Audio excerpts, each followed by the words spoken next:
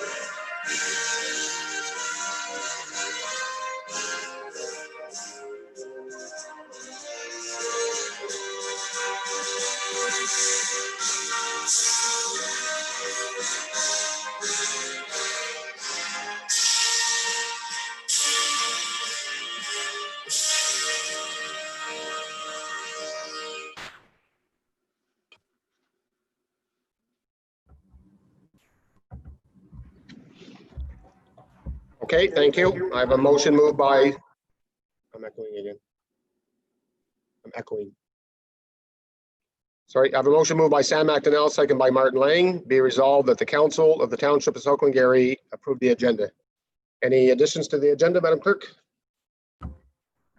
Yes, and through you, Mr. Mayor, we have two additions under other business. We have a letter that we received last Friday from Minister Clark. And the second request we received today from Joshua Deschamps. Okay, we'll have them under.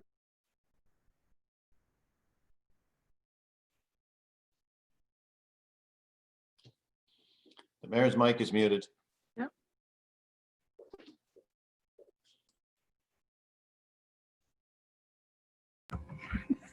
just a second, Mr. Mayor, sorry.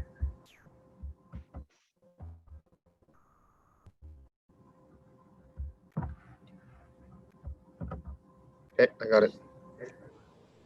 Okay, so under other business, we'll add Steve Clark as number B1 and then Josh Disha from the Martintown Diner as B2. Any other additions to the agenda from members of council? Councillor Jaworski.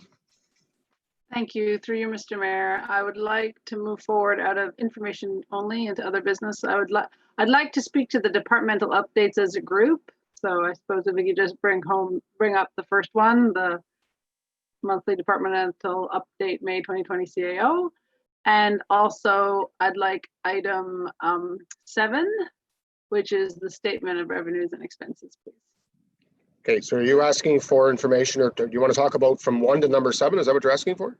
Well, I'm not going to talk about them individually. I can, say it quite quickly as a group. So if you want to just bring up the CAO one, I can put all my comments there. Okay, so from 1 to 6, I guess it'd be the end of the CEO's report or department update, and then you want to talk about the statement of revenue also, right? That's correct. Yeah. Okay. Okay, so that would be number 3 under other business, which would be the first one under the CEO's update, and then number 4 would be the statement of revenue and expenses. Deputy Mayor Warden. Yeah, I just want to I'd like to speak to the fire services one as well. I'm sure we can get to that as well. Which one's that? What number is that one, sorry? Number 5. Okay, well, when Mrs. Councilor Jaworski talks about that as in a general conversation or general questions in regards to the department updates, we will ask you to jump in at that same point, if you would, please. Okay, any other additional items to the agenda? Not hearing none, so the motion would be as amended. All in favor of the motion? Motion's carried. Thank you. Any declaration of carrying interest? Not hearing none. Approval of the minutes. I have a motion moved by Stephanie Jaworski, second by Lyle Warren. Be resolved that the minutes of the regular meeting of the Council of the Township of South Glengarry held on June 1st, 2020 be adopted as circulated. Any questions or comments? Not hearing none. All in favor of the motion? Motion's carried.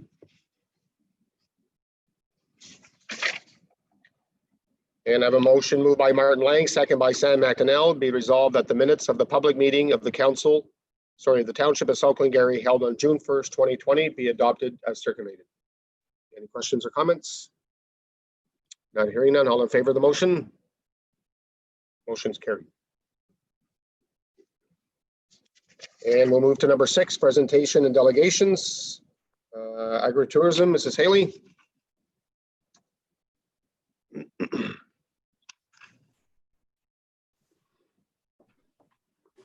Thank you, Mr. Mayor. I'm just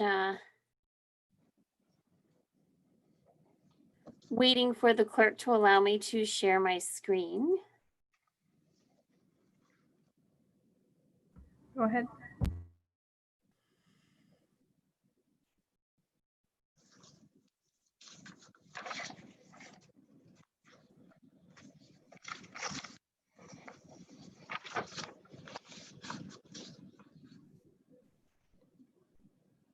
Can you see my screen, Mr. Mayor? No, I can't. Okay.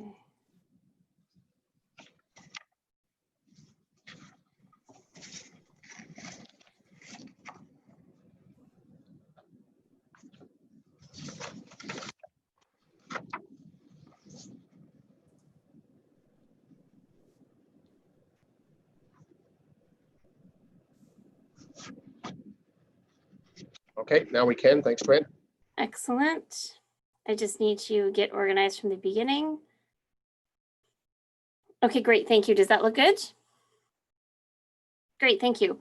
So I'm going to start off in talking about what agritourism is. Agritourism, as it is defined most broadly, involves any agriculturally based operation or activity that brings visitors to a farm. Agritourism has different definitions in different parts of the world. Agritourism gives farmers an opportunity to generate additional income and an avenue for direct marketing to consumers. Additionally, agritourism provides educational opportunities to the public, helps to preserve agricultural lands, and creates home-based business opportunities. Examples of agritourism are pick your own.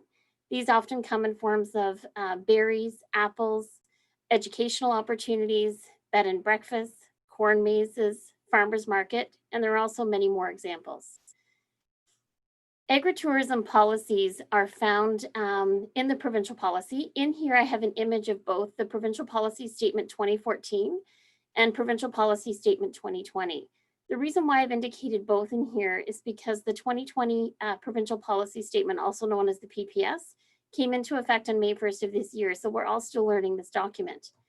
So the policy in the province says that proposed agricultural related uses and on-farm diversified uses shall be compatible with and shall not hinder surrounding agricultural operations. Criteria for these uses may be based on guidelines developed by the province or municipal approaches as set out in municipal planning documents which achieve the same objectives. So in 2014 and 2020, the provincial policy definition is the same, and it means those farm-related tourism uses, including limited accommodation, such as bed and breakfast, that promote the enjoyment, education, or activities related to the farm operation.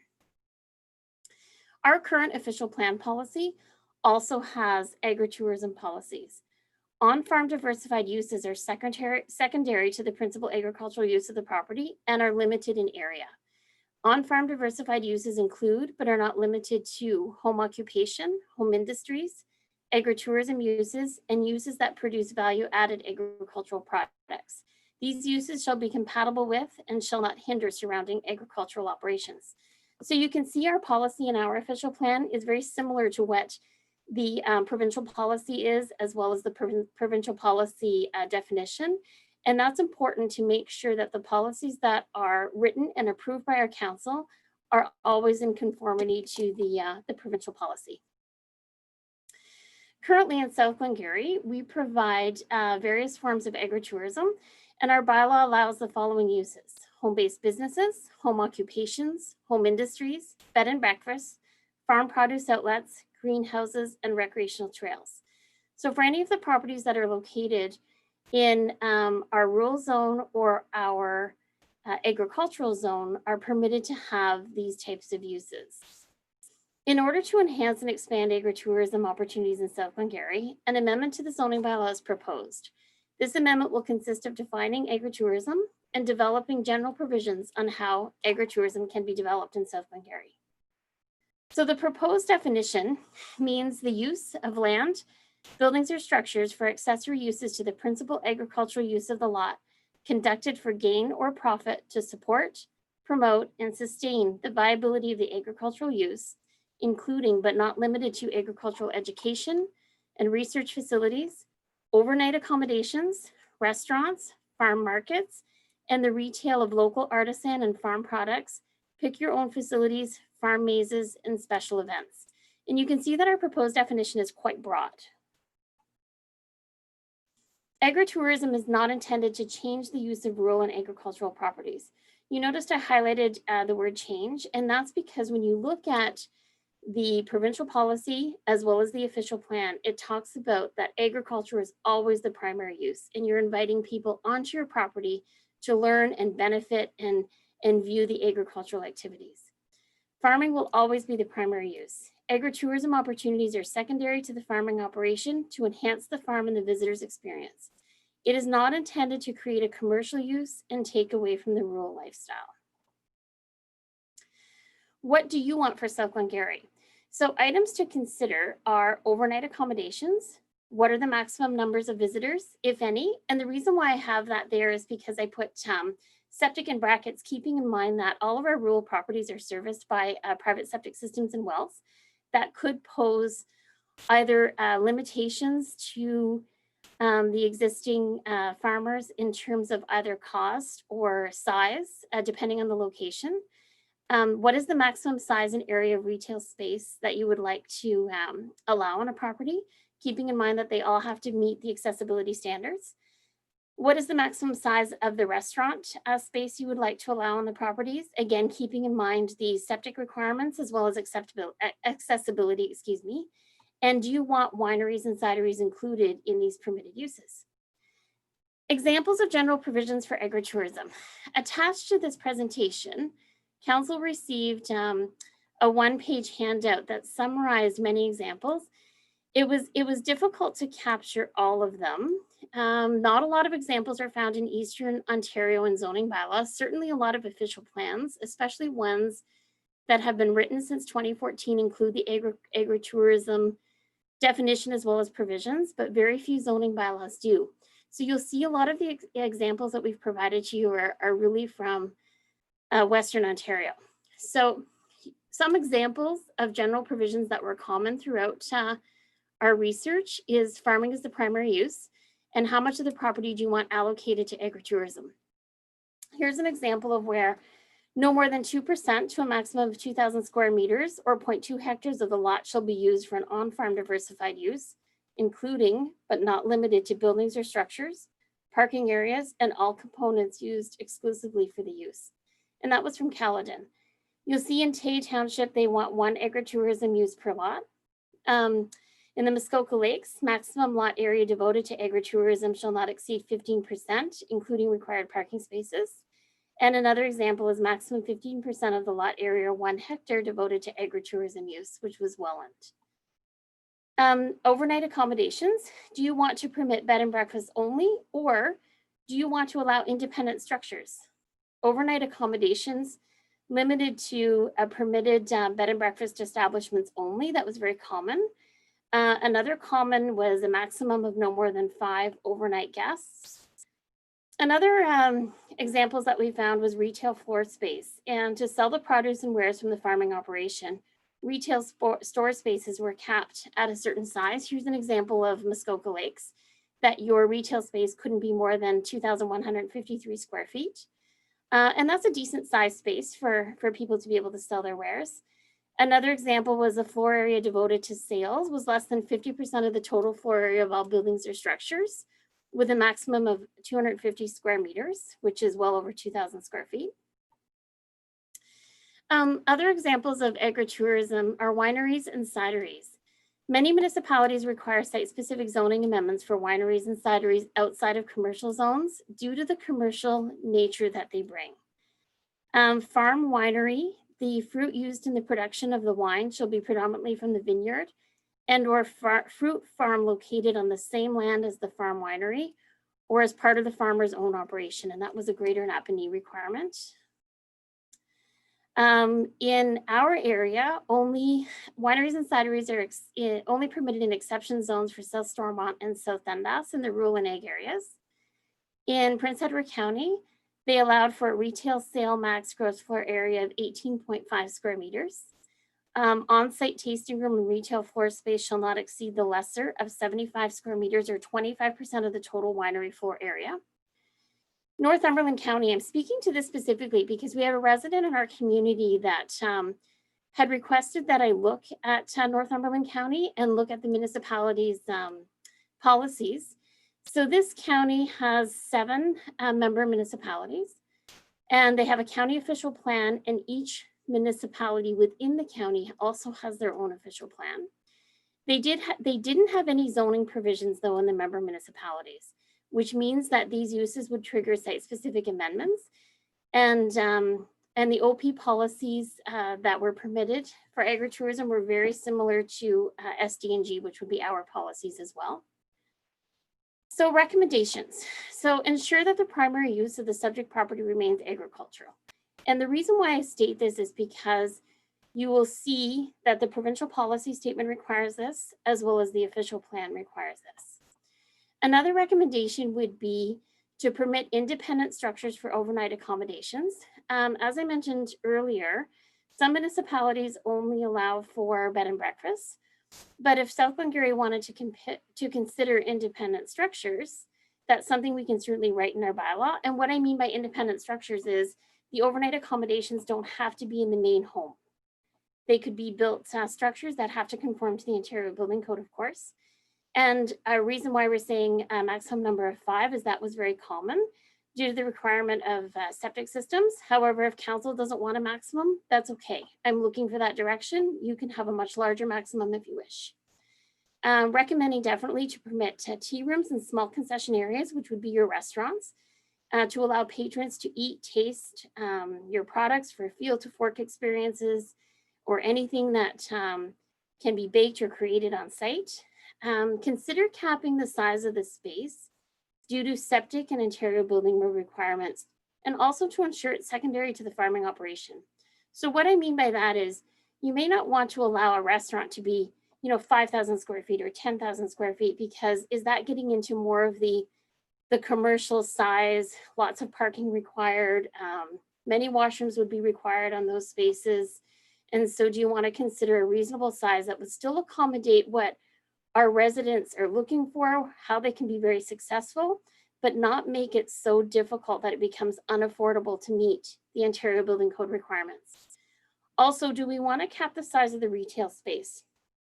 So you saw examples in there that maybe you want your retail space to be a maximum of a couple thousand square feet or 1,000 square feet. And this isn't absolutely necessary, but one thing to keep in mind is if you have a property that has an agritourism business on it and is very successful, but they then sell, and then what type of retail is going to move in? Are we setting it up to be, adding a new commercial space in a rural area that typically wouldn't be there? Cap the area of existing buildings and lands that can be used for agritourism to ensure that the primary use of the property is agriculture. So again, you saw some examples of that. And looking for direction from council on wineries and cideries. Do they be permitted on a site-specific zoning amendment? And that would allow council, the public and staff to review servicing, being your septics and wells, parking, conversions of structures, your licensing requirements from the Alcohol and Gaming Commission of Ontario, And should neighbors have a right to comment on the proposed use and the impact to the community? So in order to move forward with amending the bylaw, I'd like to be able to write something and prepare a policy that you want to see for your agriculture and rural communities. I don't want to write something that you're going to be, disappointed in and either think it's too restrictive or too flexible. So any advice and direction that you can give me would be really helpful, because honestly, you can write it very, very differently in different ways as well. So next step would be to receive direction from council. Then once I receive that direction, I would rewrite applicable sections of the township zoning bylaw, prepare a housekeeping amendment notice to the public, hold a public meeting, bring amended bylaw to council for approval. We would probably do that in first and second reading, so you have a chance to see what's being proposed, like what's being proposed, and tell me what needs to change. And then once council approves it, we would be followed by a 20-day appeal period following the notice of decision. So that's it for my presentation this evening. If there's any questions, I would be happy to answer them. Okay, thank you, Mr. Saley. I guess, are you looking for recommendations from council over the next few weeks or type thing? I mean, this could be a lengthy discussion, I guess, this evening in regards to what we're all looking for, because we probably all have different opinions, but Yeah. so are you looking for something from each member of council over the next period, the next few weeks, or you want this opened up tonight? I think it's up Likely to you and conversation. how you wish to provide me that direction, Mr. Mayor. I really feel like I need to hear your feedback, and I think it should be done so in a public forum if possible. And then that'll give me some indication of how you want me to move forward and what you want for your community. Okay, because I think we can go on back and forth here for quite a while here this evening. So I'll take a few comments this evening. I think it was Deputy Mayor Warden, then Councillor Jaworski, and then Councillor Lang. Through you, Mr. Mayor. Thank you for the report, Joanne, Ms. Saley, excuse me, very detailed. I know you put a lot of time into and effort into it. There's been a lot of public discussion about it. There's a lot to digest in that report. The only thing that I guess at this point would, I don't think I'd like to put a restriction on the amount of occupants. If we permit, if council agrees to permit structures to be built, I think that part of that, those accommodations would fall under like the septic systems that would have to be installed. So I think that'll take care of limiting how many people can use. But aside from that, it's a lot to take on, and I think other members will have other things to say. Thank you. Okay, thank you, Deputy Mayor Warren. I agree 100%. I think it's up to the individual homeowner. If they want to build 4 or 5 buildings, they'll have to follow the building code. And if there's a septic system larger that they require, then they'll have to deal with that at that point. If they can build smaller and go under the same system that they have on the properties now, that's their decisions to make. I just don't know if I want to hold it up to them to expand their business in the future. But Councillor Jaworski, please.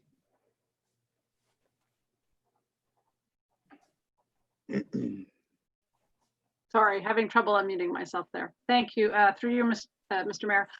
Thank you, Ms. Haley, for your report, and thank you for all the different examples that you brought in from different areas of the province. I think just speaking at a high level, I would like something that is much more on the less restrictive side than on the restrictive side. I'd like to encourage folks who want to be creative and bring, visitors and, bring more business to our area. I think a lot of these operations have a lot of spin-off benefits to, other businesses as well. So I think there's a lot of opportunity there. And I think a lot of those regulations you showed us, they sort of look at though as at the, I don't want to say the worst case scenario, but sort of like if there was an explosion of agritourism in an area. And I don't think that's what we will see.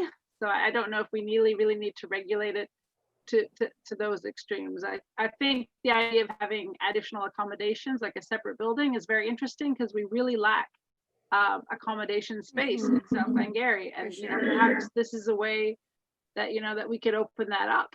So I think looking at something, I think separate structure makes sense, particularly that there are allowed secondary dwellings now on lots. I think that that makes sense. So again, just, encouraging, not hindering, not having a large, thick rule book about what they can and cannot do. The other thing, when it comes to wineries and cideries, like both those types of businesses have lots of rules that they already have to follow to meet, like the Alcohol and Gaming Commission, rules. So I think, again, that we should really, defer back to those rules that they already have to meet and keep ours, very, very limited. I mean, one example there for wineries about not letting them bring in grape juice from other places for blending. Like, in my mind, that makes no sense, because wine business is all about blending. So, I think, again, that's it's adding on more bureaucracy that they don't necessarily need. So yeah, I'm about encouragement, making it more open.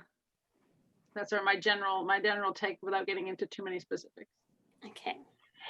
Thank you. I think Deputy Mayor Warden and myself agree with you 100%, Councillor Jaworski. Councillor Lang and then Councillor McDonnell. Thank you, Mr. Mayor, and through you. Thank you, Ms. Haley, for your presentation. I'm going to agree with the previous Mr. Jaworski and Deputy Mayor Warden. Don't make it too restrictive. We don't need a lot of rules, and the more rules we make, the more rules we have to enforce. And then, Yeah. we're going to have to hire staff to do this. It's I'll just give an example. Like we have a sweet corn stand. If we wanted to sell sweet corn and we also wanted to sell beans from the neighbors, are somebody going to come around and police that and say, well, you didn't grow those beans on your property, so the produce has to come from that farm. I mean, I don't think we want to get into that. If somebody's got a business and it's doing well, we want to encourage it. So same thing. One extra thing I'd like to throw in is it might be a good idea to we maybe should call a meeting of the Ag Advisory Committee. This is 100% ag, and we maybe better include them in this and just run it by them and see what their ideas are and get some input from there. Thanks. No, that's a good point, Councillor Lang. So I presume Mrs. Haley, you'll think about that and write that down. Councillor McDonnell, please. Through you, Mr. Mayor, actually, Councillor Lang took a good part of my comment there. I was going to say maybe get the Ag Advisory Committee involved as well. I don't want to see too much restriction on this. Just like you say, restaurant. If you had, say, a restaurant that had to use mostly the product they're growing, they might be disappointed as far as, say, they had a bad year for crops, or their uptake on the restaurant was a lot higher than they anticipated. It could really put them into trouble. As far as, the possibility of these, say there was a bed and breakfast style establishment that wanted to host weddings. I don't know if we're putting an occupancy on that, so I don't want to see too much restriction that way. Making it easy as possible and keeping it, I guess, as grassroots as possible for these people. Okay, thank you. I think it's clear, Mrs. Haley, in regards to what council is looking for. Less restrictions, the better. When are you hoping to either bring this back to council or going to a public meeting?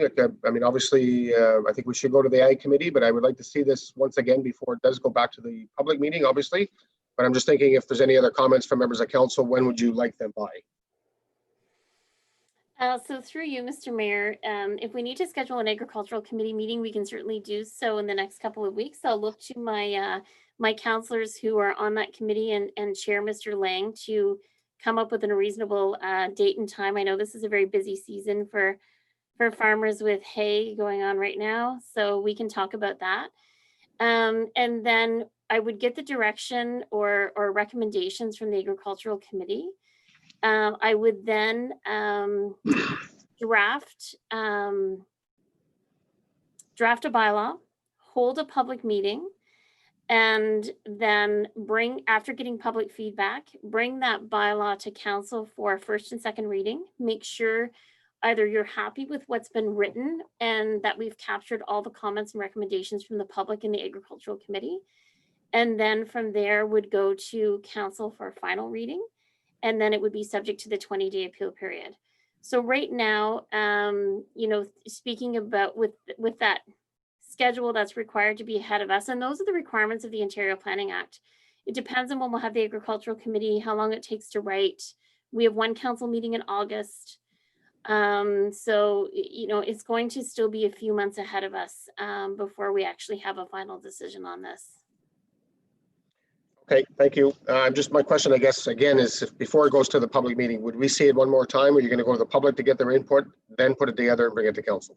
So in order to follow the process under the Act, you would draft the bylaw first and go to the public. But what I can do in this case, instead of presenting a bylaw to council, I could present what's proposed to be written to council before it actually goes into a bylaw. Then that way I'm still getting your feedback, but yet following the required process. So basically what I would write in the bylaw would appear something in a PowerPoint presentation like you saw this evening. It's just not going to look like a bylaw format. Yeah, I think I can council easily would. do that. Okay, thank you. I think council I would think- agree with that. And I think I would prefer that as well, Mr. Mayor, because there's nothing more frustrating than getting it wrong and having to go back and write, a few more hours to get it right. So I honestly would appreciate your feedback along the way. So thank you. I agree. Thank you very much. If there's any comments or concerns or questions from members of the council, you can speak to Mrs. Haley at any point in Yes. time.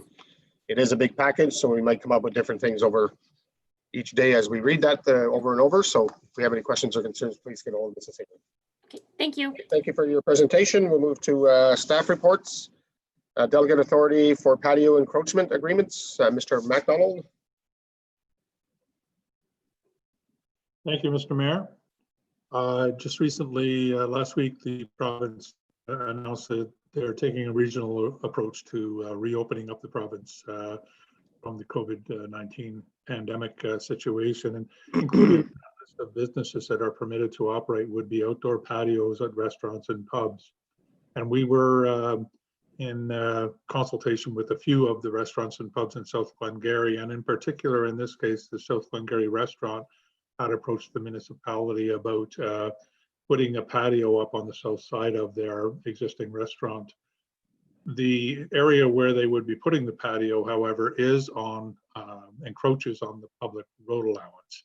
And there could be other situations in the township where new patios to address the current situation with the pandemic could potentially encroach on road allowances. So looking at it from the perspective of trying to expedite these requests as much as possible and work with our business community, we thought it would be best to advise council that under section 23(1) and 23(2) of the Municipal Act, council does have the authority to entrust and empower and delegate authority to a staff person, and in this case, it would be the general manager of infrastructure, myself, to enter into these agreements for the encroachment on the public road allowance. Of course, the situations will be reviewed based on offsets from intersections, sight lines, safety of the public, and so on. But it would provide, the bylaw would provide the delegation of authority to myself to enter into these agreements. It is only for a period of time to November 30th of this year, just to give us a little bit of an opportunity to work with the restaurant and pub community as they work to get back into business. So the bylaw has been drafted for your review. Because of the situation, we have not brought it forward for just first and second reading. We've brought it forward for first, second, and third reading this evening, which is a bit of a departure from our normal procedure. But I hope council understands the reasons why we're requesting that.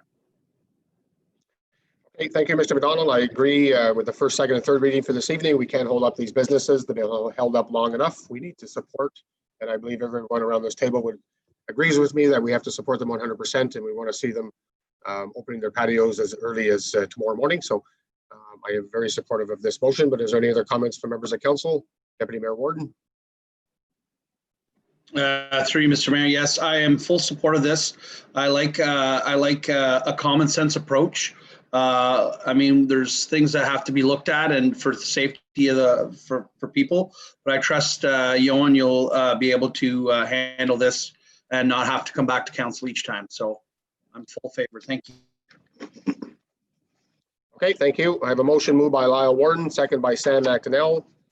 Be resolved that the Council of South Glengarry receives staff report 74-2020 and hereby delegates to the General Manager, Infrastructure Services, the authority to approve encroachment agreements for the commercial patios that encroach on the Township Road allowance, and furthermore, that this authority will be in place until November 30th, 2020, and furthermore, that bylaw 37-2020 be read a first, second, and third time pass, sign, and seal in open council this 15th day of June 2020. You heard the motion. All in favor? Motion's carried. Thank you.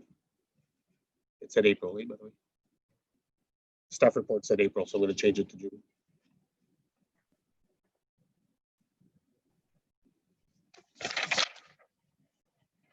Okay, we'll move to donation request, Holy Trinity bursary. Mr. McDonald.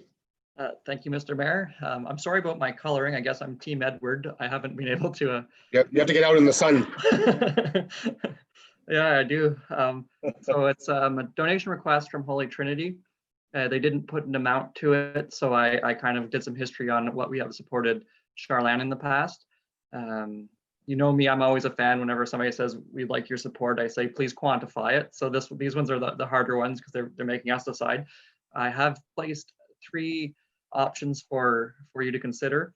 One would be at $200. The reasons are in the report, being that some of the 600 that goes to Charlan High School comes from our recreational crews or groups previous to one we're creating now. So you have 200, 600 would match Charlan's, and then provide no bursary at this time if council wishes to go that way. So I'll leave it to you for questions, further questions or discussion. Thank you. Councillor Lang and then Deputy Mayor Warden. Thank you, Mr. Mayor, through you.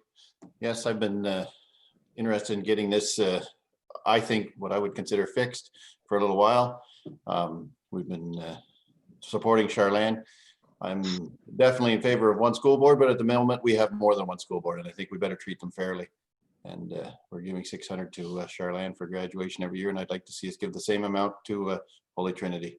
We have 2 schools in this township, and I'd like to see them both treated the same. That's my opinion. Thanks. Okay, thank you. I agree. It's the only 2 high schools we have. Deputy Mayor Warden, please. What Councillor Lang said, thank you. Thank you. Any other comments, Councillor Jaworski? So 2 things. I mean, my understanding is the current bursary that we offer to Charlan, it was originally, the reclamation committee of the township decided to do them themselves. It wasn't necessarily Charlan coming to us and saying we would like a bursary. So it was out of the connection between those folks and the school. And also, I think it's very important to point out that the majority of the students at Holy Trinity are not residents of South Glengarry. So at a very minimum, I think it'd be important to stipulate that this bursary doesn't go to someone who's not a resident of South Glengarry. And we have the right to do so. I think the Agricultural Federation do the same thing, that it has to be a resident from the area in regards to receiving that. So that is something that could be put in place, that it's a South Glengarry student that would receive the bursary. So are you in favor of A, B, or C? I think in this case, because they're asking for it versus it being like a grassroots thing from within the township to give it to them, I'm thinking I'm more in favor of the A than I am on making it equal. But okay, I know Councillor McDonnell had a concern or a comment or a question. Councillor McDonnell, please. Through you, Mr. Mayor. I don't see an issue why we can't support them equally. I'm okay giving $600. I would just put the stipulation in that the student is from South Glengarry. That would be my only request on that. Okay, Mr. McDonald was shaking his head yes, so that is not an issue in respect to that. So it looks like the majority of council is looking to support Holy Trinity, and they're looking at number option B, which council supports Holy Trinity graduates with a bursary of $600. Is that? So I'll read the motion. The motion moved by Stephanie Jaworski, second by Lyle Warden. Be resolved that staff report 75-2020 be received and that the council of the Township of South Glengarry support Holy Trinity Catholic High School with a bursary for option B, which is council supports Holy Trinity graduates with a bursary of $600. You heard the motion. All in favor? Opposed? Motion's carried. Thank you. Thank you, Mr. Mayor, can the motion say to a student from South Glengarry? Can it say that in that? Yeah, I can have our clerk add that for sure. Well, it's just what council's wishes were, just so it's clearly written in the. I wasn't sure if there was a policy written with this, Mr. McDonald, or is it just the motion? It was just the motion that I had written, but I can write it to a letter to them. But as well, I think Deputy Mayor Warden's right to get it in writing for resolution if we could. Okay, so we just have to make sure that this occurs on an annual basis again, with same as Charlene. So, okay, so it's per option B to a South Glengarry student.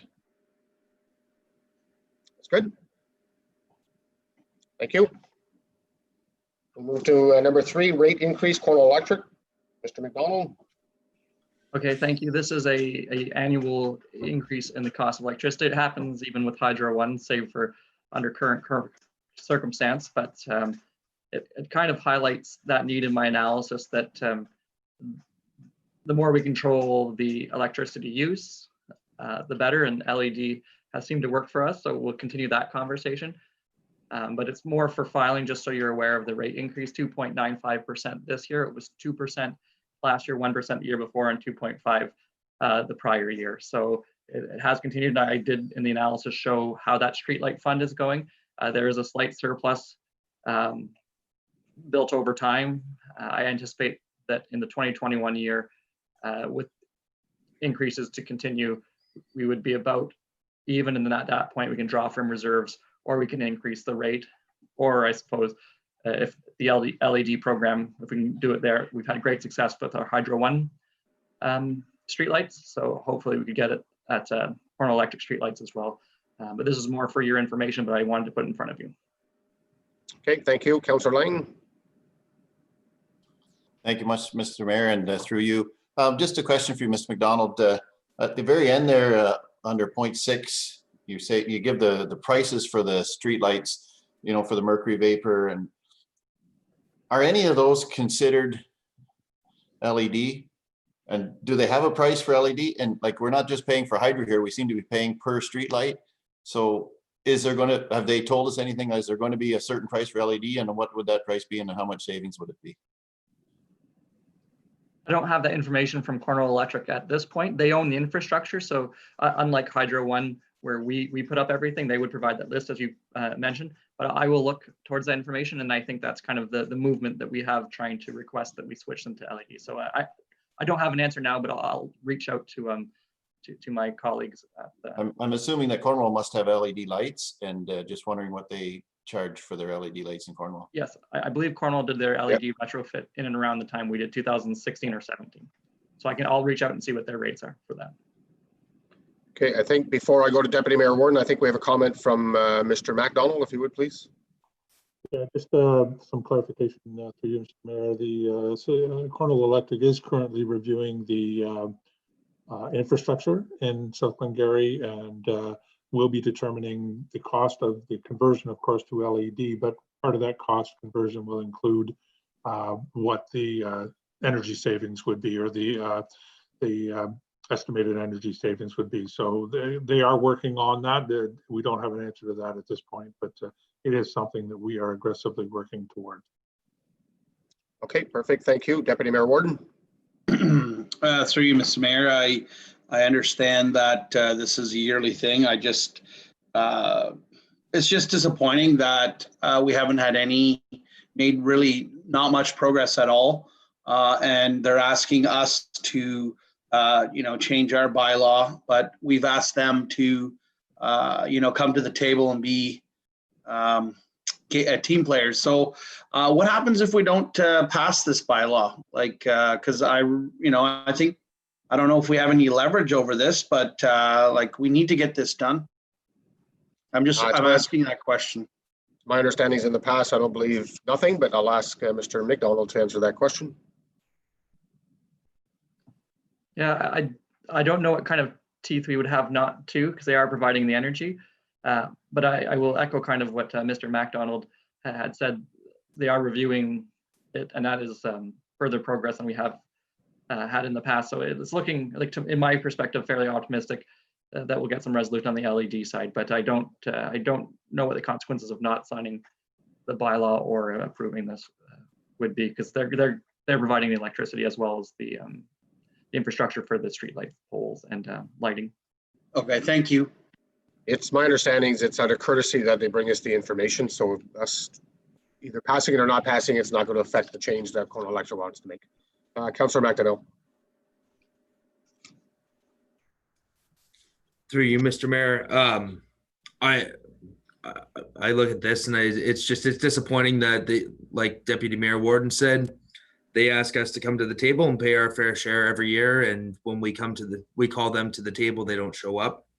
It's disappointing again, but I mean, as you said before, if we don't pass this, they are the provider. They are just going to put the price up, I would assume anyways.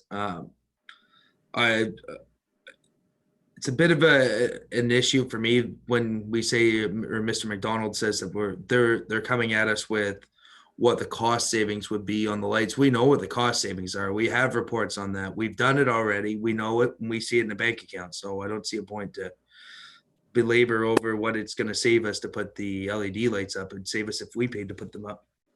But anyways, I'll pass it. But I mean, it's just disappointing. Councillor Jaworski. Well, to echo what everyone else has said so far, but I mean, in terms of leverage, I mean, if my memory serves, we did ask about what would be the consequences of just stopping to pay and seeing if that would sort of move them along a little bit quicker, because I mean, this is more than a year now that they apparently are supposed to be talking to us. So I believe that was the question we asked. What happens if we stop paying? Was there a further answer on that? From my perspective, I believe we were looking to potentially put a resolution forward in that several months ago, and we didn't put that into resolution. We were waiting because at that point, I believe Mr. MacDonald said conversation had continued. So I don't have an answer for that at present. I agree. I think it's continuing. I did have a conversation with the manager a couple of weeks ago, I guess now, but between Mr. McDonald and the staff over there, that they are working this out now. So hopefully we'll have a report in the next month or so. I guess that would be the fairest answer I can give at this point. But so I have a motion moved by Martin Lang, second by Sam McDonnell. Be resolved that staff report 76-2020 be received and that the council of the Township of South Glengarry file this report. All in favor of the motion? Motion's carried. Thank you. Okay, number 4 is telecommunicating policy, additions to human resource policies and procedure manual. CEO, Mr. Mills. Good evening, council, through you, Mr. Mayor. Third reading of the bylaw for the telecommuting policy. Just a quick background. We're now 3 months into the pandemic where we've had closure of the office, although we're maintaining service. And I would like to commend staff for their professionalism. Some who work from home, but also those who are essential service out in the field. The implementation of the policy will be part of the Human Resources Policies and Procedures Manual. It's clearly spelled out for staff, not only during the pandemic, but there are other times where they may request to work from home if they're working on a report or a project, or it may be suggested from management, including the CAO, that be something they could complete from home. That sounds very different than what we were talking about 3 months ago, but there, quite frankly, there are a number of companies who have gone fully home. So some highlights from the telecommuting policy that I mentioned a few weeks ago at our last council meeting. It wouldn't apply to all staff. It would be regular hours of work. So it would be a regular work day for staff.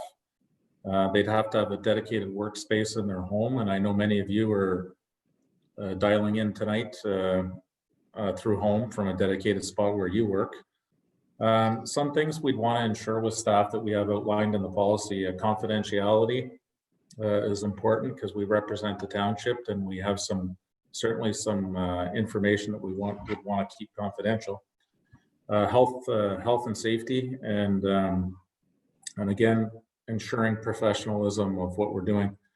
There were a few recommendations from council last time that I brought this forward with the first 2 readings. One was a checklist for staff that were working from home, which we've included in the update, and that we would not go into someone's home to inspect. That we would leave it to the professionalism of staff to update us on their workplace based on the checklist. which really comes down to health and safety, and that they're working in a comfortable spot and have the resources they need. I don't know if you have anything to add with the reading, Madam Clerk, but I'll leave that to you and then to council. Okay, thank you. Is there any questions or comments from members of council? Madam Clerk, do you have anything additional to add? Nothing? Thank you. I have a motion moved by Lyle Warden, second by Stephanie Jaworski. Be resolved that the Council of the Township of South Glengarry receives staff report 77-2020 and that bylaw 30-2020, being a bylaw to establish a human resource policies and procedures manual, be read a third time, passed, signed, and sealed in open council this 15th day of June 2020. You heard the motion. All in favor? Motion's carried. Thank you. Thank you, Mr. Mills. Thank you very much.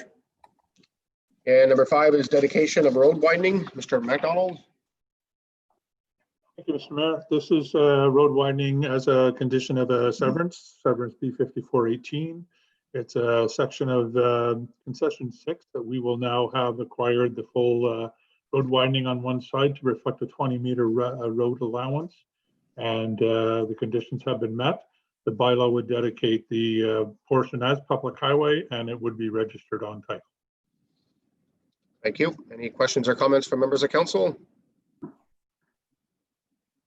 Not hearing none. I have a motion moved by Sam McDonnell, second by Stephanie Jaworski. Be resolved that the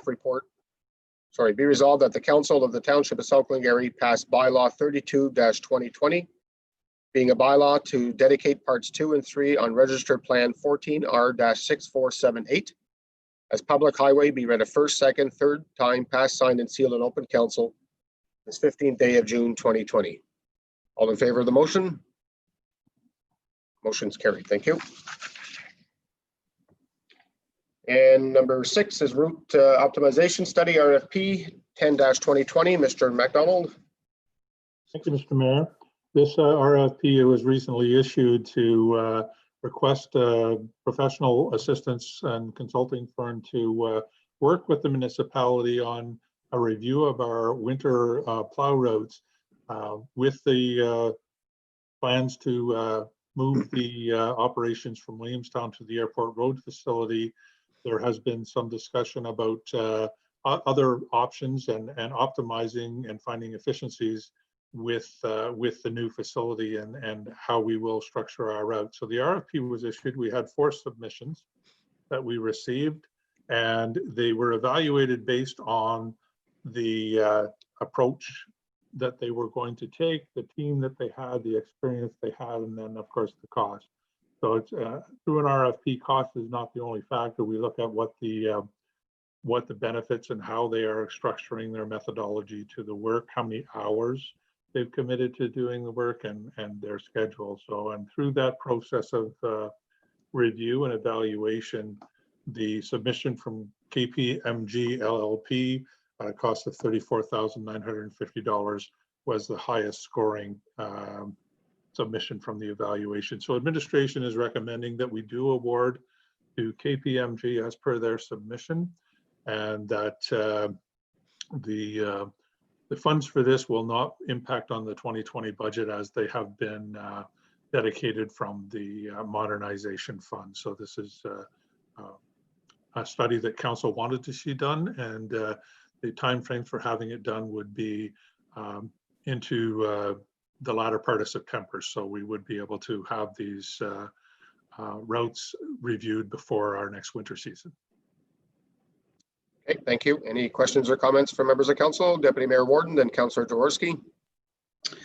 Through you, Mr. Mayor. Johan, the metrics for the optimization, are there going to be like, they're going to be doing it like to say, is it sustainable from one shop if we move everything to Somerstown? I just want to make sure that we get more than one option to say, like, is if we decide to put everything under one roof, is that going to be viable? And I'm curious to know, there's quite a bit between the low bid and the one you're recommending. Can you tell me what the difference is maybe between those bids? if there's something specific. Yeah, through you, Mr. Mayor. To the first question, yes, this is a comprehensive road optimization study. In the RFP, it did identify that we are looking at building a new public works facility on Airport Road, and the options would be to deploy the current units out of Williamstown from that facility, or that we also consider in the review deploying all of the winter operations from the Airport Road site. So that was clearly defined in the RFP. As far as what makes KPMG stand out more so than some of the others, we looked at the experience of the team, the members of the team, how they had relevant experience with road optimization studies. There was a significant difference in the experience of the KPMG team with the other submissions. There was also a very significant difference in the hours that they were dedicating to completing the report and spending time with the staff, providing a presentation to council. But we felt it was a far more comprehensive overview of the road optimization. So there were significant differences in how they were approaching the work and the experience they had in doing such a report. Okay, thank you very much. Okay, thank you. Councillor Jaworski, please. Thank you, through you, Mr. Mayor. Thank you, Mr. McDonald, for your report.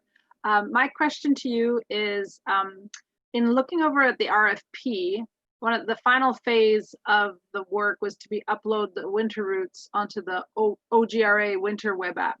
Can you just quick summary of what is the OGRA winter web app? Yes, sir, Mr. Mayor, thank you. That is a member service member service feature we have with OGRA, as we are members of them through the township. And their winter web app is a means of digitizing our winter routes that can be loaded onto the GPS system at the counties. So it can be reviewed, it can be amended. It's simply a means of digitizing the plow routes, because right now all we have are paper copies of the routes that have been highlighted. So this gives us an opportunity to put them on a digital platform, and then amendments in the future can be done much easier than the current situation. Okay, so yeah, I just want to emphasize, just to clarify, so the current situation is that we're completely paper-based? Yes. Okay, thank you. Okay, thank you. Any other comments or questions? Councillor Lang. Thank you, Mr. Mayor, through you. Thank you, Mr. McDonald, for the presentation. And I just a couple of thoughts when they get talking to staff and so forth. I just want to make sure that we as council, one way or another, get our opinions to you of what we're looking for. Like, we've had a couple of studies in the past that came back, and there was a little miscommunication, and why we didn't get the study we were actually looking for.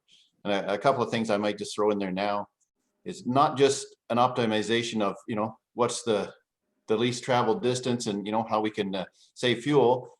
Like, I'd like to put in the numbers for traffic volume in some of our roads. Like Town Road and some of these roads, the Glen Road, roads that are very well used. We maybe need to be looking at whether we cover them more than once or 2 or 3 times during a shift and this sort of thing. Not just, what's the shortest way from A to B. But I just want to make sure that some of this stuff is looked at, and maybe this is all part of their presentation to us. But maybe, council, I think myself, I'll come and talk to you personally and give you some of the ideas I'm thinking, but maybe we should sit down and say exactly what do we want in the study. Thanks. Mr. McDonald.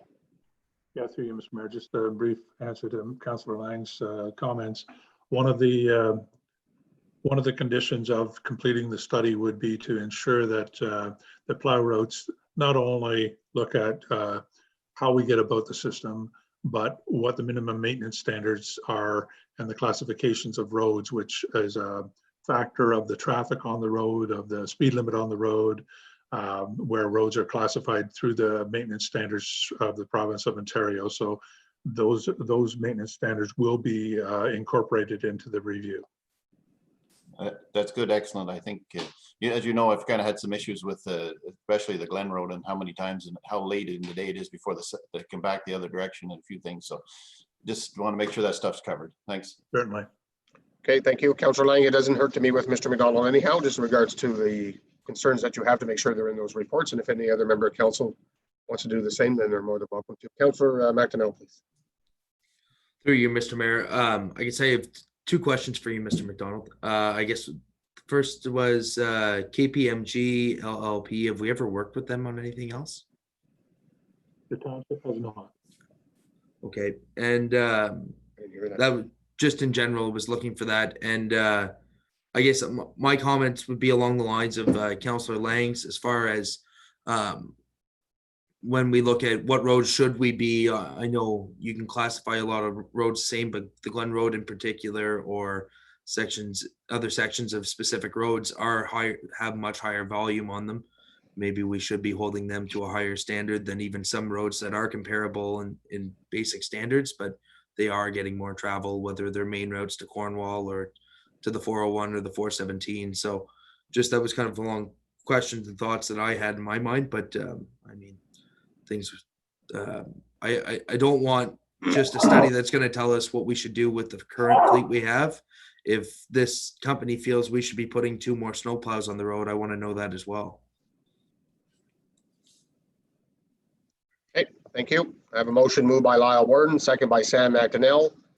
Be resolved that staff report 79-2020 be received and that the council of the Township of South Glengarry award the route optimization study RFP number 10-2020 to KPMG LLP as per their submission of $34,950 plus HST.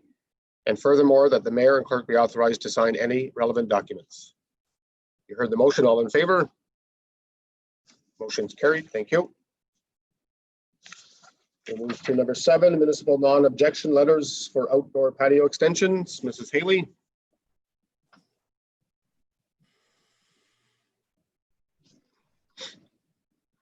Thank you, Mr. Mayor.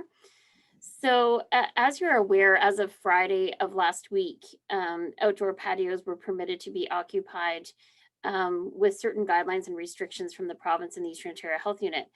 On June 8th of last week, the province made amendments to the Liquor License Act.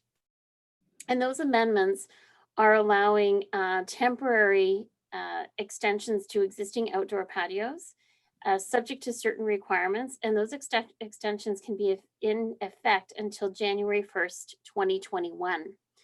I want to point out paragraph 4 to you in my staff report.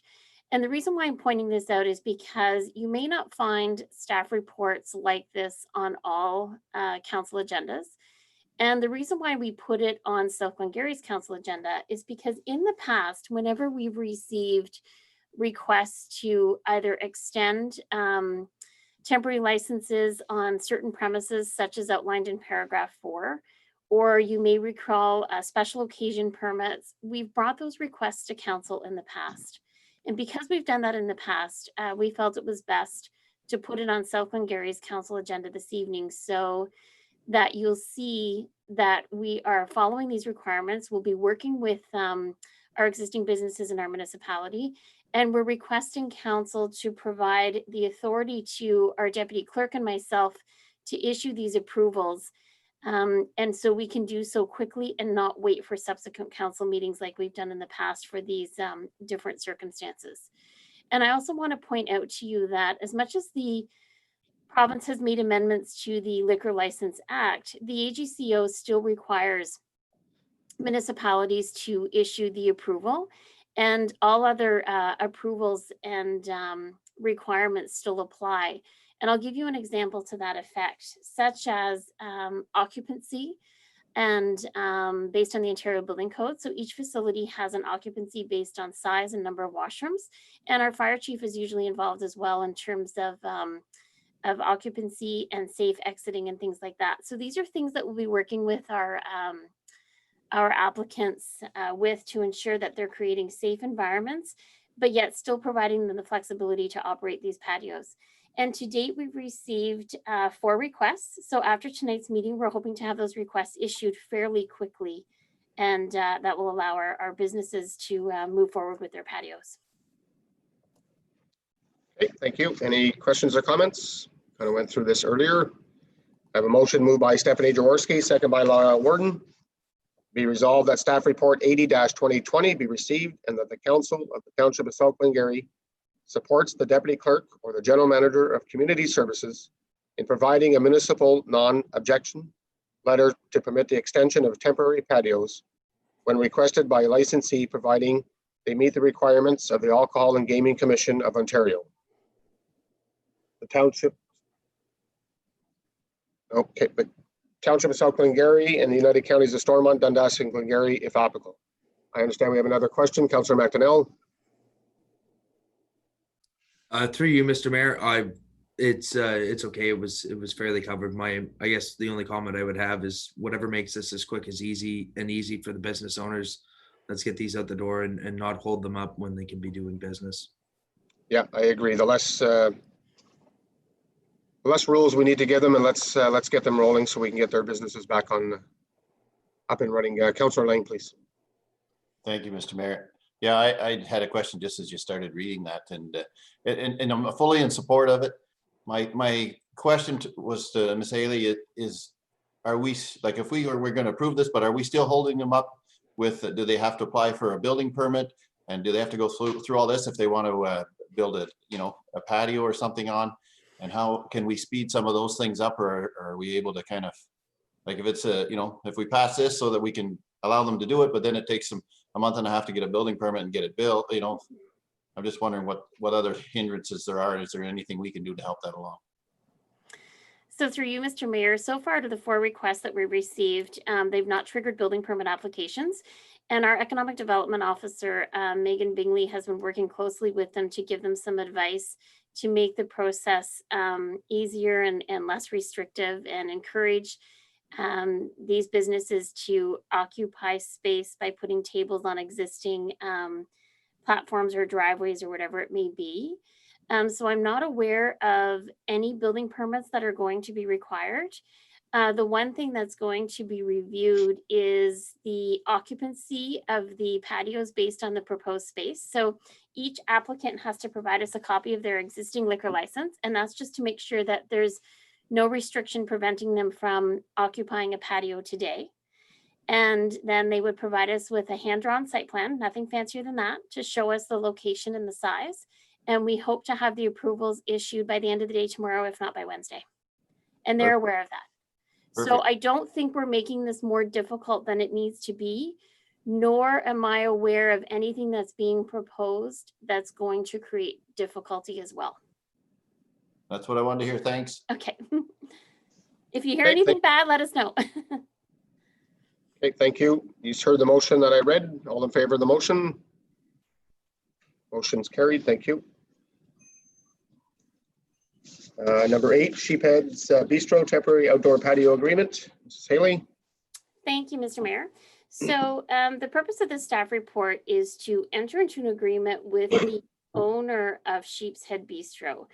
And the reason why we've taken this approach with this request is because Sheep's Head Bistro was constructed, I believe, in 2014 and 2015. And at that time, it had applied for a minor variance to reduce the required parking provisions. Many of our council members and community members are aware of complaints that we've received in the community for on-street parking that has occurred. And we want our businesses to be successful. So this is kind of a nice problem to have, because we want the business to be busy. But when we're faced with a request to add an outdoor patio that's going to reduce further parking spaces, several people on administration and members of council worked with the owner of Sheep's Head Bistro to come up with a plan that hopefully will reduce the on-street parking and still allow the business to be successful either during COVID or beyond. So the purpose of the development agreement attached to this bylaw, it shows that written permission has been obtained from Precious Blood Parish to allow for usage of that parking lot for Sheep's Head Bistro patrons. The owner of Sheep's Head is aware of our concerns with on-street parking, so he will now be communicating with his patrons more regularly and with some signage on where to park to reduce the on-street parking. You will notice that we put an expiry date of November 1st of 2020 in the agreement, simply because people probably will not be dining on the patio in that time. And we were worried about snow removal and things like that. And we also have a restriction that this is to be in place during, for the reasons of COVID-19 as well. The owner of Sheep's Head Bistro was, I think, very pleased to work with us, had no concerns with the agreement. He was emailed a copy of the agreement last week, so would have no surprises as to what was being presented to council. And I think is just anxious to receive the support and the approval to allow him to open the patio and at least have some business in the meantime. So if there's any questions, please let me know. Okay, thank you. Deputy Mayor Warden. Through you, Mr. Mayor. So I just, because of the situation of him requiring a minor variance, is that why this agreement is so long? Because I find it's very, I feel like it's excessive. I know we want to make sure that we are helping our businesses, but it seems quite extreme for a temporary COVID measure that we're making, a 20-page agreement. I'm just asking if it can be shorter, or is this going to be are we going to be doing this type of agreements with all of our local restaurants? So through you, Mr. Mayor, not to correct you, Mr. Deputy Mayor, but the agreement is really only 3 pages long with attachments.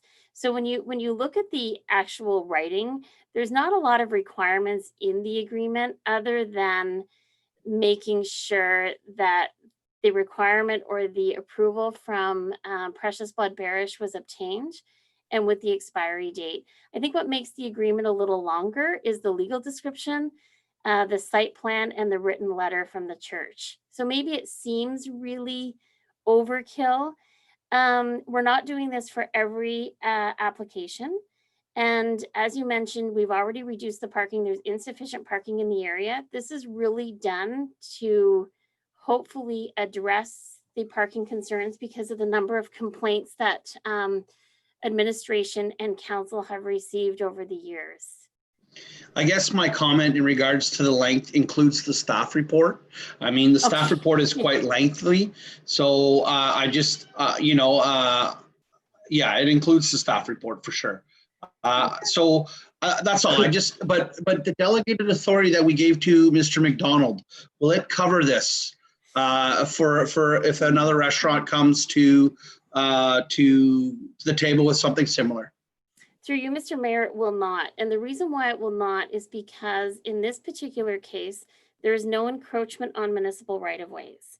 They're occupying, the patio will be occupying their parking spaces on the property that they own. It was reviewed by the United Counties, and it was reviewed by Mr. McDonald in terms of our municipal streets, but the encroachment agreement will not cover this. And based on the other requests we received in the locations where other restaurants are, I don't see this being an issue. We have 2 restaurants in our community that received minor variances to reduce parking. This is one of them. Another one where they're proposing their patio actually doesn't take any parking spaces away, so it will not be an issue. So I think this is really a unique one. And you're right, Mr. Deputy Mayor, was this necessary? Probably not, but in the discussions we had with administration and some members of council, we felt this was an opportunity to work with the owner to see if the parking situation can be addressed. No problem. My only concern is the gap between our council meetings. If another one comes in, say tomorrow, that was my concern. Okay, thank you very much. You're welcome. Okay, any other comments or questions? Councillor Dworsky? I agree that, I mean, to keep this as simple as possible, but I guess I just wanted to say, like, hats off to these businesses who are trying to make this work. And I think it's really nice to see that Precious Blood Church is also working with them, because I think this works out really well. So kudos to them. Yes, we agree. Thank you. Okay, I have a motion moved by Sam McDonnell, second by Martin Lang. Be resolved that staff report 81-2020 be received and that the Council of the Township of South Glengarry approves bylaw 35-2020 and the development agreement for the property legally described as Block 82, registered plan number 142 in the geographic township of Schlottenburg, now in the Township of South Glengarry, County of Glengarry, also known as 18299 County Road 2, and authorizes the mayor and clerk to execute the development agreement. And be it resolved that the Township of South Glengarry supports liquor sales for the temporary patio extension, providing the license can meet the criteria requirements of the AGCO. You heard the motion. All in favor? Motion's carried. Thank you. Thank you, Ms. Haley. And we'll move to Titley Automotive Incorporated Site Plan Control Agreement. Ms. Haley. Thank you, Mr. Mayor. This property is located at 18372 County Road 2. It currently is developed with a single detached dwelling, and the dwelling is proposed to be demolished with a new single detached dwelling with an attached garage is proposed to be constructed. The property went through a minor variance application and approval process in 2019 and is also now subject to site plan control simply because it's located on the south side of County Road 2 and along the river. The application was reviewed by the United Counties of SD&G and the Raisin Region Conservation Authority, and they have no concerns with the proposed development. If anything, it will improve the existing situation in terms of grading and drainage, as well as parking, because the garage is proposed on the main floor. Also, when the site plan control agreement is approved by council, we anticipate the applicant to be applying for a building permit for construction sometime in 2020.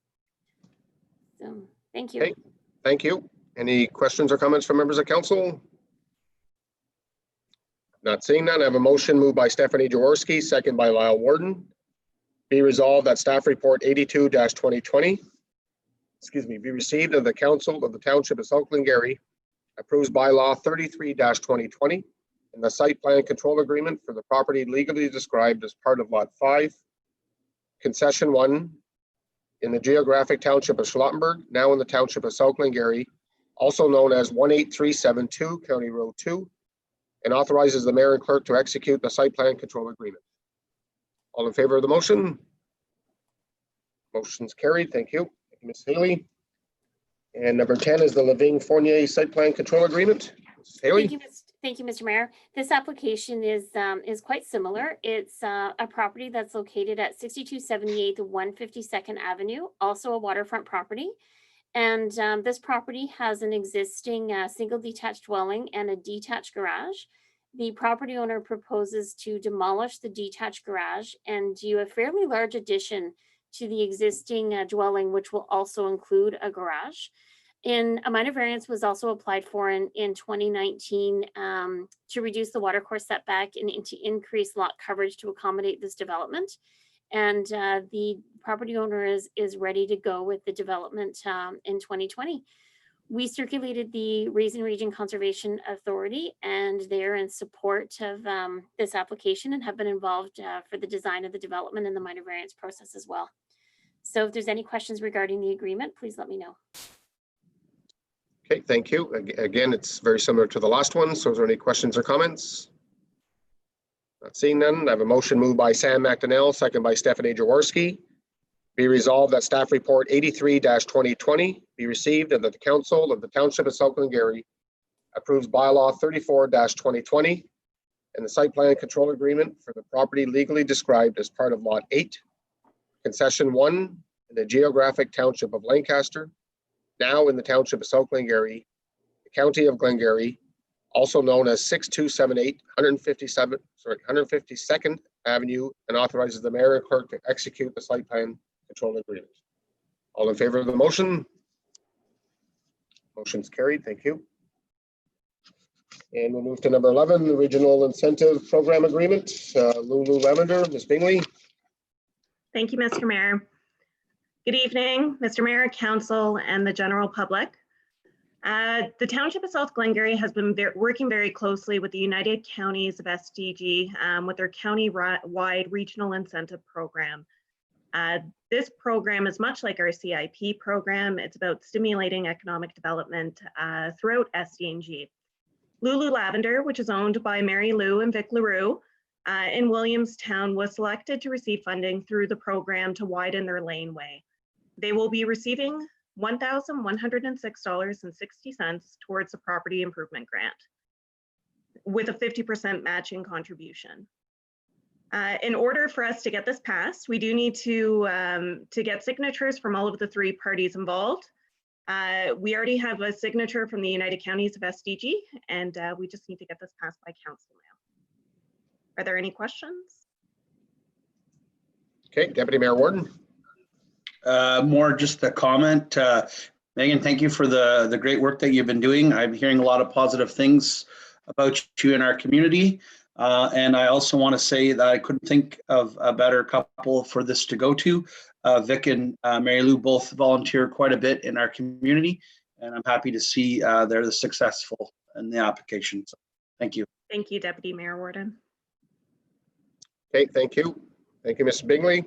I have a motion moved by Lyle Warden, second by Martin Lang. Be resolved that staff report 84-2020 be received and the Corporation of the Township of South Glengarry enter into the Regional Incentive Program financial agreement with Lulu Lavender and the United Counties of Stormont, Dundas, and Glengarry, and furthermore that the mayor and clerk be authorized to sign all relevant documents.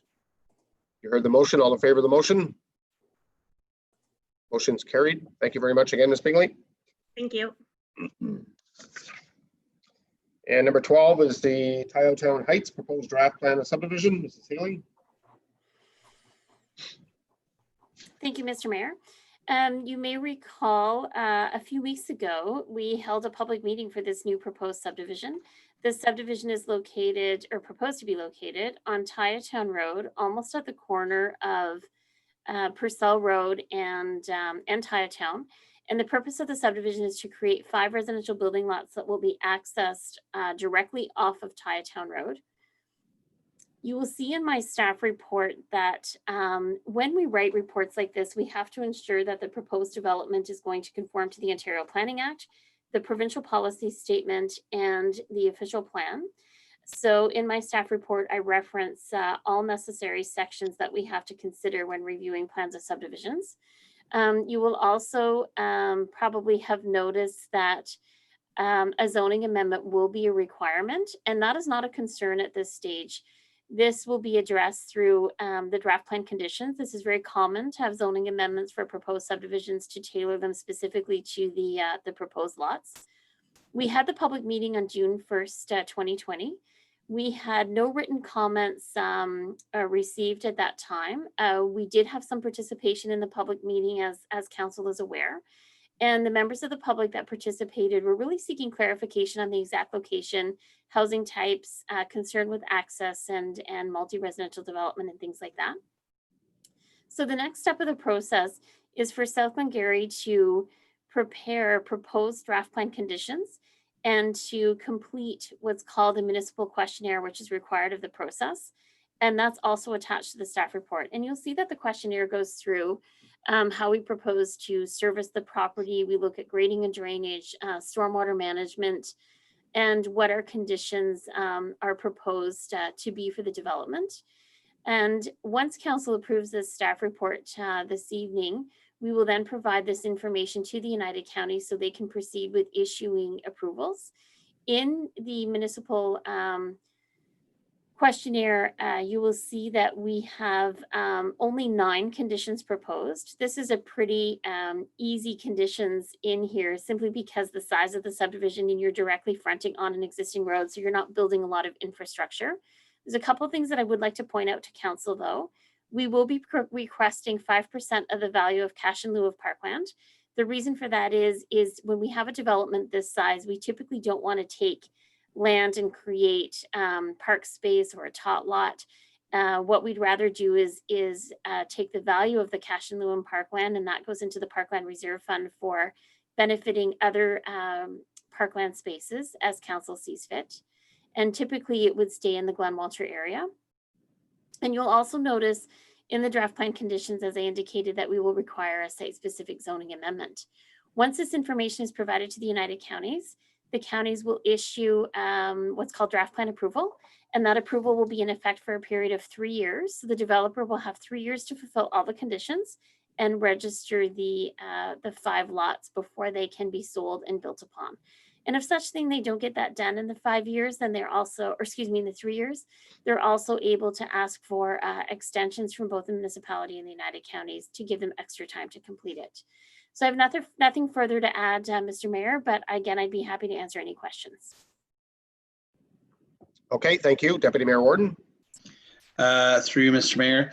Ms. Haley, thank you very much for this report. A question I have is, once this is developed, is there a mechanism to lower the speed limit? My concern is as we come up the hill there, I know it's not as high as it used to be, but once there's 5 other driveways there, is there a mechanism for us to, without making it complicated, to say lower the speed limit to 50 at the west side of that hill? I believe it's 70 right now. I think I could be wrong. It's 60 right through, but maybe Mr. 60? McDonald can answer that question. Thank you, through you, Mr. Mayor. If council wishes to prescribe a set of speed limit that is not consistent with the prescribed speed limits in the Highway Traffic Act, they can do so by bylaw. So you do have a mechanism to lower the speed limit if that was the desire of council. No problem. Thank you very much. I just know my mom got a speeding ticket on that road. So if she got one, there's probably other people speeding on there. So thank you. I'm sure with the closure of Grace Creek, there'll be a lot more coming. Yes. Any other comments or questions from members of council? Not hearing none, I have a motion moved by Stephanie Jaworski, second by Sam McDonnell. Be resolved that the council of the Township of South Glengarry recommends to the United Counties of Stormont, Dundas, and Glengarry Manager of Planning to issue the draft plan approval for Riverview North subdivision subject to conditions as requested by the township, located in Glen Walter and legally described as part lots 38 and 39. Registered plan number 101, geographic township of Schlumberg, now in the Township of South Glengarry, the County of Glengarry. The proposed draft plan conditions representing the requirements of the Township of South Glengarry can be found attached to this report. And the Council of the Township of South Glengarry carefully considered the comments from the public. However, these comments did not negatively impact the decision of the Council to recommend the approval. You heard the motion. All in favor? I have a question. Certainly, Councillor Lang. Just, it said Riverview North subdivision. Is that the name of it? At the top of our report, it said Town Heights. Heights. Just wondering if there's a conflict there. There certainly is, and I was going to question the same thing because I was just about stopped when I was reading that part, but I thought I'd go through it anyway. But it is Town Heights, is it not? Okay, I'll have the clerk make that change. Clerk, if you would, please. Thank you, Councillor Lang. So you heard the motion. All in favor? Motion's carried. Thank you. So we'll move to other business. We have a letter from Minister Steve Clark. Is that Mrs. Haley? Is that for you? Okay, Ms. Haley, if you would, please. Yes, thank you, Mr. Mayor. So this letter is great news for our municipality and probably all municipalities across Ontario. As council is aware, the Planning Act was suspended during the provincial declared state of emergency.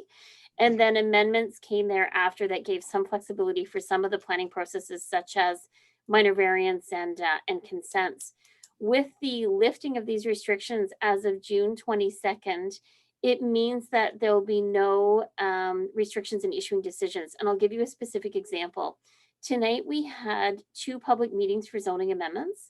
I plan on bringing staff reports back to council on July 6th to approve them. If the restrictions were still in place, that means the notice of decision would not have come into effect. The 20-day appeal period would not have come into effect, and the decision would have had to have been reissued once the removal of the emergency occurred. So this is great timing for several processes to allow them to move forward, including the plans of subdivisions that we've been recently dealing with. So it means that everything will be going back to normal from a land use planning perspective, other than of holding public meetings in real life, of course. Okay, thank you very much. That's great to hear as of, you said June 22nd? Yes. Yes, good, thank you. Any other comments or questions from members of council? Not seeing none, we'll move to the next one is the request from Joseph Dishan regards to Dishan Diner in the Martintown. Haley? Thank you, Mr. Mayor. So unfortunately, we've had a fire in our community that destroyed portions of the Martintown restaurant, and that was late last week. And so the owner, Mr. Deschamps, has filed a request with our municipality to be able to temporarily locate a chip stand or a mobile food premise on site. We have a mobile food premise bylaw that has some requirements in place to make sure that proposed chip stands aren't too close to existing residences, too close to streets and things like that. And unfortunately, Mr. Deschamps would not be able to meet all of the requirements for staff to be able to issue an approval. So our staff have guided Mr. Deschamps in requesting our council to consider doing an amendment to the bylaw that would be site specific to this location. So what we're hoping for this evening, if council is supportive of this, through resolution, you could provide your direction to staff saying that you would approve it. However, in the July 6th council meeting, we would follow up with an actual bylaw. And the reason why this is on the agenda this evening is because we feel Mr. Deschamps shouldn't have to wait 3 weeks between council meetings if he wishes to move forward in acquiring the chip stand, as well as placing it, getting ready and getting it open for business. And you need approvals from the Eastern Ontario Health Unit as well. So all those things take time. So this way, if we get a verbal approval from council this evening, it would allow Mr. Deschamps to move forward, get the approvals required from other agencies, and then we would just formalize it by doing an amendment at our July 6th meeting. So we look forward to that direction. And if you're happy with this, we'll make sure we have all the documentation on July 6th. Okay, thank you. I do have a motion actually, Joanne, to support the request for this evening. So Deputy Mayor Warden, then Councillor Jaworski. Yeah, through you, Mr. Mayor. I just know there was, having lived in Martintown before, and when they open their business, they're very well liked in the community. And I think you wouldn't have any objections for this to happen, to support them as best we can. So I'm fully in support of this. Thank you. Great, thank you. Councillor Jaworski. Yeah, thank you, through you, Mr. Mayor. I mean, it's really a terrible thing that happened to this family, and that, you know, they've been really investing a lot of time and money in this business, and they've been, you know, really improving things. And it's a place that my family and I would really enjoy. And God bless them for, you know, just a few days after the fire, you know, trying to come up with, you know, creative solutions on how can they move forward and keep the business going. So I mean, to what Deputy Mayor Warden says, I think they are very much beloved in the community and they would support this. And I think we should try and do whatever we can to help them keep moving while they get their place repaired. Okay, great, thank you. I have a motion moved by Lyle Warden, second by Stephanie Jaworski. Be it resolved that the Council of the Township of South Glengarry supports the request by Joshua Deschamps and directs administration to prepare a site-specific amendment to the mobile food premises bylaw 23-11 for the location described as Plan 20, Part Lots 4 and 5, RP 14R 3530, and Parts 1, also known as 18526 Dundas Street, Martintown. You heard the motion. All in favor? Motion's carried. Thank you. Thank you, Mrs. Haley. And we'll go to information. There was a couple of things brought out of there. So the monthly department updates, I guess from the CEO down. This is Jaworski or Councillor Jaworski. Thank you, through you, Mr. Mayor. So just speaking generally, so this is the first time that we have a comprehensive suite of departmental updates. So first of all, I wanted to thank our not so new anymore CAO and all the department heads who've gone ahead and put together these reports. I think there's a lot of really good information that I think really helps quantify, you know, what's the day-to-day for some of the departments, as well as what are the step out activities that they're working on and, you know, bringing value. So, you know, things in particular, like some of the statistics out of the, you know, community services in terms of bylaw and building reports, and out of community services, like the website statistics and the phone call and email statistics. I think that's all really helpful information, both for council and also I think for the public to see that, you know, there's there's a reason that, we have these different staff positions and what they're doing. So I think that was really valuable, and I want to say thank you for that. There's a few things where I'd probably suggest, it's not necessary to perhaps say that, you do the routine stuff, sort of like I answered emails, unless you wanted to highlight that you're, answering thousands of them perhaps. So maybe where we can quantify, for example, just to pick one example, like on the roads department, when we say we've graded so many roads or graded all the roads, perhaps if we could put a number like so many kilometers or something like that, just again to try and quantify the statements that we're making, and maybe you don't necessarily have to include the base business items. But thank you so much for this, and I really appreciated having a chance to read them. Thank you. Perfect. Thank you. Good comments, Councillor Jaworski. Deputy Mayor Warren, I think you had something to add to those. Yeah, it was just a general question for the chief. I was hoping that we'd be able to get more information in what the new deputy chief is up to. It's pretty basic what is stated for the training. I just kind of want to keep with that new job being created. I just want to make sure that like to see what's going on because there's not a lot there. So I'm hoping maybe next month we could have a little more in-depth feedback as to what's going on with our great department. Thank you. Okay, great. Thank you. I'll add to that. Thank you. Thank you. Thank you, Chief Robertson. Councillor Lang, please. Thank you, Mr. Mayor, through you. Yes, I'd like to add to what Mr. Arski had said, that I like this. I like knowing generally, but you don't have to list every little thing you do. But I was just a thought, if you could just put a paragraph at the end that maybe just your general thoughts on what happened that month, or difficulties, or successes, so it's not just a list, but something what you might tell us in person, so that the general public who doesn't get a chance to talk to you, every month, maybe would, just kind of know, how it's going in your department, if there's difficulties, if there's, like something, what COVID, how it affected, or this sort of thing, just to, you might get a little more out of just a general paragraph of, exactly how it's going for you that month with that department. Thanks.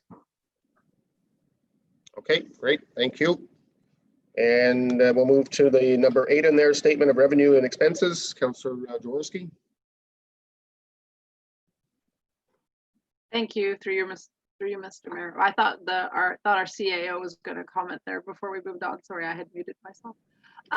So with regards to the, you just laugh. Well, you don't have to say anything. So with regards to the expenses, the revenues and expenses. So again, I thank you to Mr. McDonald for putting that in. I appreciate having that view regularly. I just wanted to touch base in the commitment that was made that we would see, we'd have a report back to council on how 2019 actuals fared against the 2019 budget. And how we'd ask for specific items to be explained, those that exceeded a certain percentage or those that exceeded a certain absolute dollar amount out of being out of budget. So I wanted to double check how that was going, and if those thresholds had been more, when more detailed accounting is required, if those thresholds had been determined. Thank you. Okay, thank you, Mr. McDonald. Yes, thank you, Mr. Mayor. So yes, we just recently went through a 2020 report that will help through the 2019 report. So that will be on the next council meeting. It highlights every line item that we're over in. And then I suppose we could focus on all of them, but typically I'd look at the high priority items, all our capital spending, because that's something that council notes, as well as anything $10,000 and above over budget, save for a few circumstances. But I didn't want to put it to just like a very clinical thing. I have a conditional formatting which highlights it all. And the reason I don't want to be just a stock number is because sometimes $3,000 over budget for a certain item is a lot, whereas for another $3,000 is not a lot. Like if you're talking, say, William Street here, if instead of 950,000, it was 953,000, not such a big deal. But on some particularly like items of note, that might be. So we highlighted everything, and we will be having that report next council meeting for 2019 review in depth with detail and comment. Great, thank you very much. Thank you, Mr. McDonald. I do have a motion moved by Martin Lang, second by Sam McDonnell. Be resolved that the Council of the Township of South Glengarry accepts the items presented on the agenda as committee reports and for information purposes only. You heard the motion. All in favor? Motion's carried. Thank you.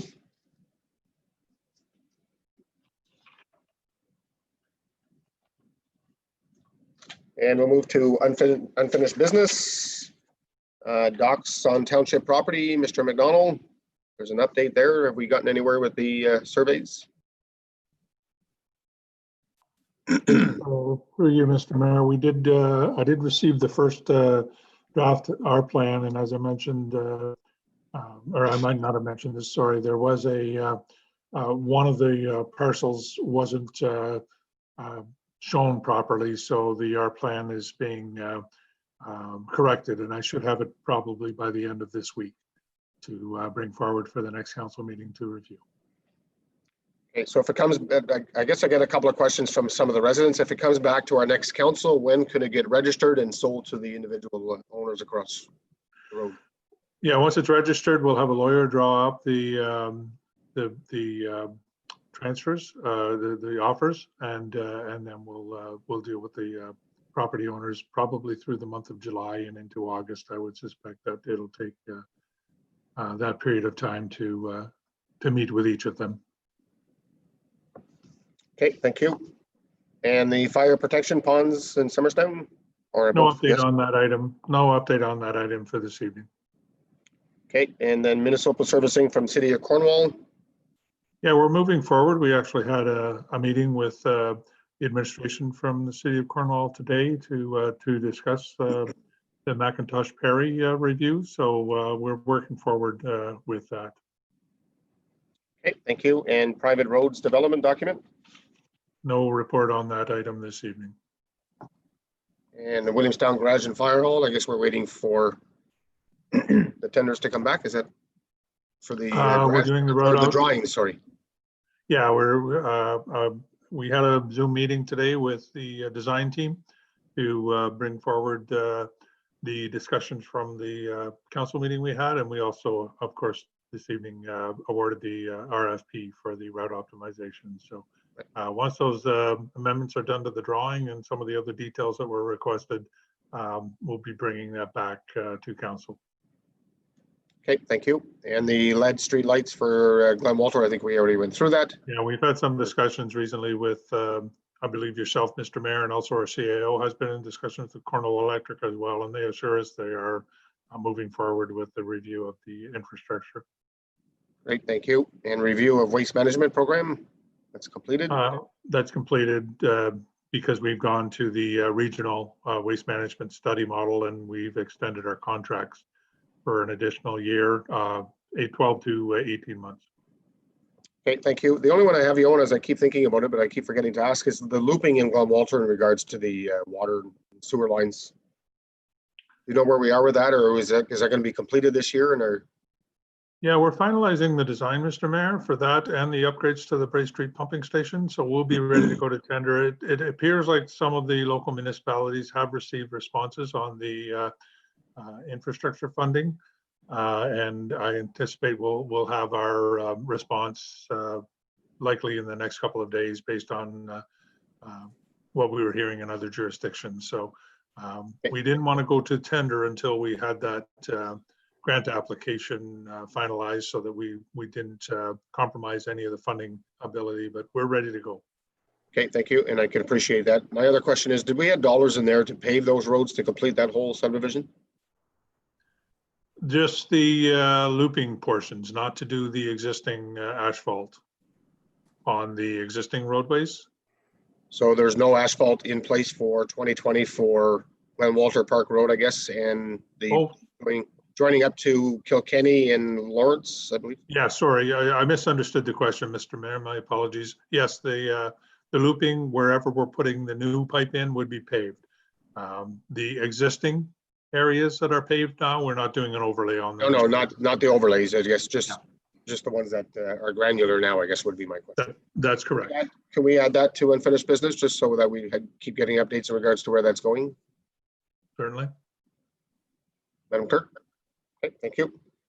Okay, Thank you, Mr. McDonald. Community Services Hamlet signage policy, Mrs. Haley. You're on mute, Joanne. Sorry, I thought I had unmuted myself. Thank you, Mr. Mayor. We've actually received a revised design options, and they'll be before council on the July 6th meeting. Perfect, thank you. And we'll go to review of water rates and water bill design. Yes, we had EVB, was it last meeting? They said they'll be back in 2 or 3 meetings. So I have a meeting with Marco tomorrow, and then I'll be able to further get that timeline down. As for the bill update, haven't moved on it, but I know that there was material improvement needed for it. If not, have Batum just write us a special bill. So have not moved on that, but I'm aware that what was presented was insufficient for the council's requirement, but I will come back. Okay, appreciate it very much. Thank you. So I have a motion moved by Stephanie Jaworski, second by Lyle Warden. Be it resolved that the Council of the Township of South Glengarry convene to close session at 8:46 p.m. to discuss the following items under Section 239 of the Municipal Act SO 2001. A meeting or part of a meeting may be closed to the public if the subject matter being considered is personal matters about identified an individual, including municipal or local board employees and staff member. You heard the motion. All in favor? Motion's carried. Thank you. We'll just take a couple of minute breaks until it's just council and the clerk and the CEO. If I could ask everyone, save for council, to please leave the meeting, or we'll just remove you shortly. Good night, all. Good night, everyone.